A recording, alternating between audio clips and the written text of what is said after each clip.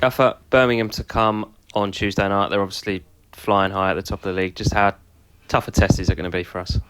Well, there's not in this league. There's no tougher test. Good players, big squad, good style of football. Although they've gone a little bit longer in recent weeks from what I've watched. But yeah, they've got players that can just produce moments because they've got that experience, they've got that quality. A lot of them have played at higher levels. So yeah, in terms of tests, it's probably the toughest test.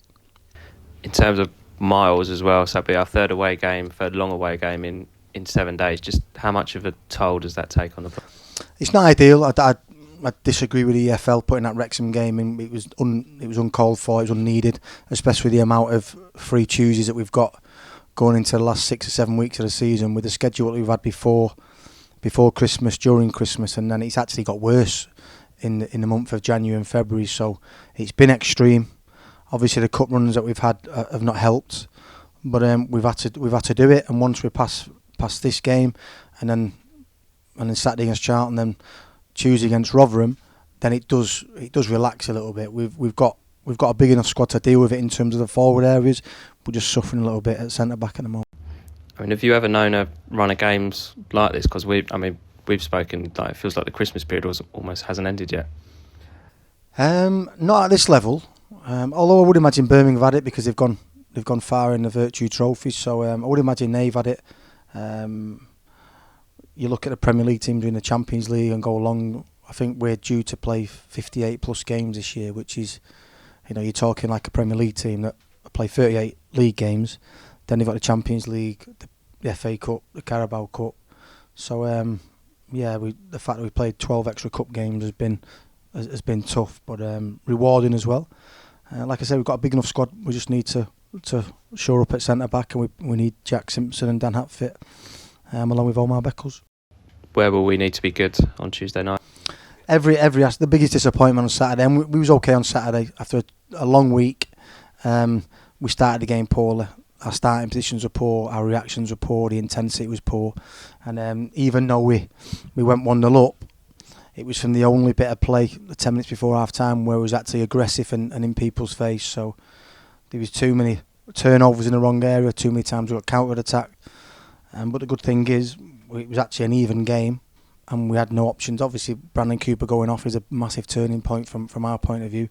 Probably my fault because Dan Hatt pulled out of training so late on Friday that it was easy to put Brandon in, but we didn't have a contingency plan after that in case we lost another centre half. So it's my fault. We didn't plan properly in case we lost a centre half. But obviously now we've got time to go through a few scenarios and work out different situations if they arise. How's the rest of the squad looking? Yeah, fine. In terms of wide areas, forward areas, we're good. Don Ball putting a massive shift for being out so long on Saturday. Darren Prattley's back from suspension. So the squad is fine. It's just a problem at centre back. Saturday was obviously a setback, but prior to that, in the last 3 or 4 months or so, whenever we have had a setback, we've always bounced back. So I guess the mood is still positive and upbeat around it.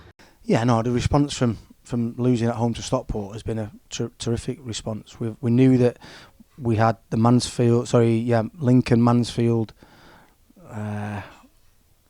Wrexham, but we wanted a certain points return from them games, and we're well on target to get them. I think in the next 2 games we need 1 win to get a win in the next 2 games. And like I say, we want to get to that period where it starts breaking down with a fully fit squad, and then we can start playing what I would call proper football, because we have a preparation, we have a full week to prepare for the opposition. And at the moment, myself, the staff, the players especially, are running on memory. We come in today, we make sure that they're just recovering. We can't do much tactically out on the pitch, and that can be tough because you're expecting the players to play in a certain way, but you're only showing them on video. You're not actually showing them on video, showing on a tactics board, going out doing it. You're not covering all areas, so it can be tough. But like I say, the players have been magnificent. Big 2 games coming up. And if we can get a win in them 2 games, we're in a terrific position. Just how exciting is it to be in a position like this?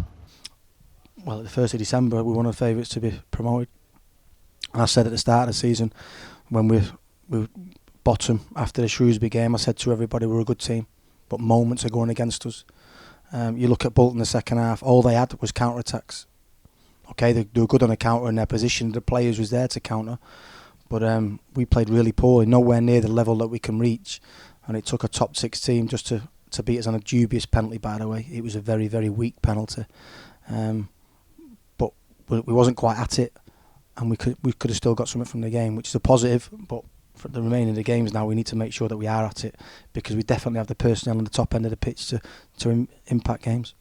And just lastly, I think I asked you the same question on Friday, but a lot of distance, a lot of expense, just a message for the supporters. You asked it me on Friday, and then the previous week, and then the previous week, and then the week before that.